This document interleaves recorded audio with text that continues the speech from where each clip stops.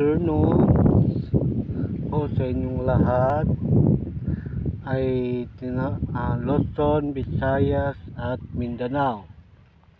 Meron natin sa Northeast Monsoon Shoreline sa Luzon and Visayas at Mindanao.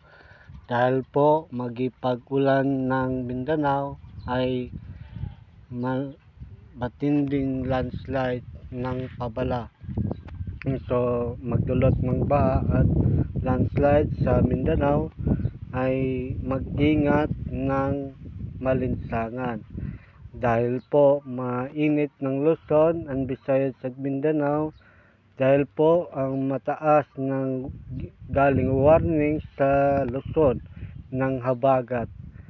Dahil po sa amihan ng Luzon at sa may 4 ng bagyo sa Australia nang gitawag kini og tornado sa Pilipo at Iten.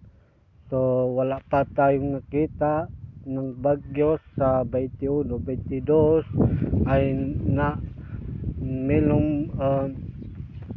meron low pressure area sa Indonesia sa Mindanao.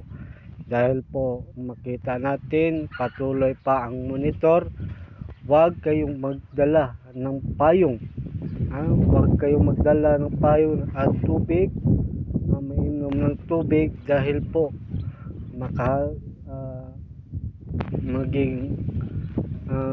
makahatag ng bili, makabisbis sa tanom.